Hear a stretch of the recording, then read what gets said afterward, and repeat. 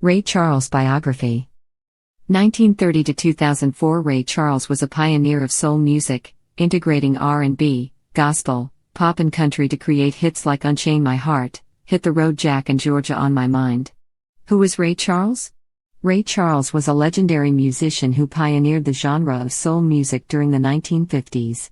Often called the father of soul, Charles combined blues, gospel and jazz to create groundbreaking hits such as Unchain My Heart, Hit the Road Jack and Georgia on My Mind. He died in 2004, leaving a lasting impression on contemporary music. Early life. Ray Charles Robinson was born on September 23, 1930, in Albany, Georgia. His father, a mechanic, and his mother, a sharecropper, moved the family to Greenville, Florida when he was an infant. One of the most traumatic events of his childhood was witnessing the drowning death of his younger brother. Soon after his brother's death, Charles gradually began to lose his sight. He was blind by the age of 7, and his mother sent him to a state-sponsored school, the Florida School for the Deaf and the Blind in St. Augustine, Florida, where he learned to read, write and arrange music in Braille. He also learned to play piano, organ, sax, clarinet and trumpet. The breadth of his musical interests ranged widely, from gospel to country, to blues. Musical evolution. Charles' mother died when he was 15, and for a year he toured on the Chitlin circuit in the South. While on the road, he picked up a love for heroin. At the age 16, Charles moved to Seattle. There, he met a young Quincy Jones, a friend and collaborator he would keep for the rest of his life. Charles performed with the Mixon Trio in 1940s. His early playing style closely resembled the work of his two major influences, Charles Brown and Nat King Cole. Charles later developed his distinctive sound. In 1949, he released his first single, Confession Blues, with the Maxon Trio. The song did well on the R&B charts. More success on the R&B charts followed with Baby Let Me Hold Your Hand and Kiss-A-Me Baby. By 1953, Charles landed a deal with Atlantic Records. He celebrated his first R&B hit single with the label, Mess Around. Critical acclaim, The Genius. A year later, Charles' now classic song, I Got a Woman, reached number 1 on the R&B charts. The song reflected an advance in his musical style. He was no longer a Cole imitator. His fusion of gospel and R&B helped to create a new musical genre known as soul.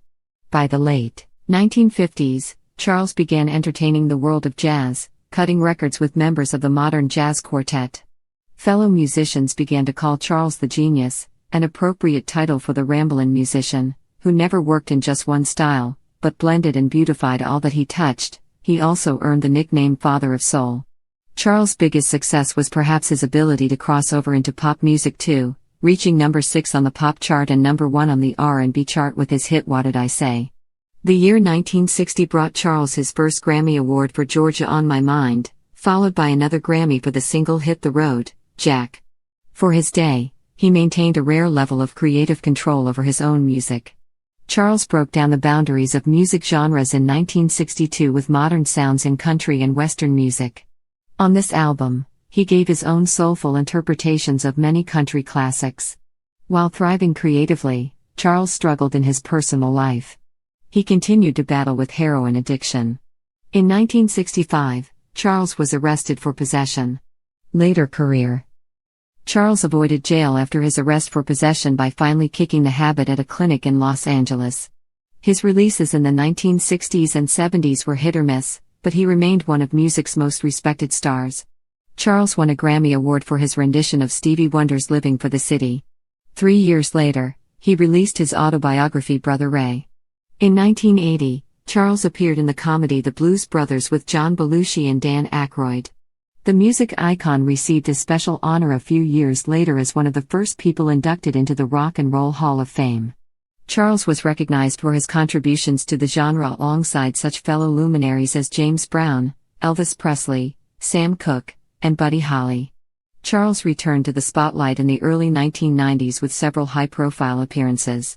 He also recorded commercials for Pepsi-Cola, singing You Got the Right One, Baby, as his catchphrase, and performed We Are the World for the organization USA for Africa alongside the likes of Billy Joel, Diana Ross, Cyndi Lauper, Bruce Springsteen, and Smokey Robinson.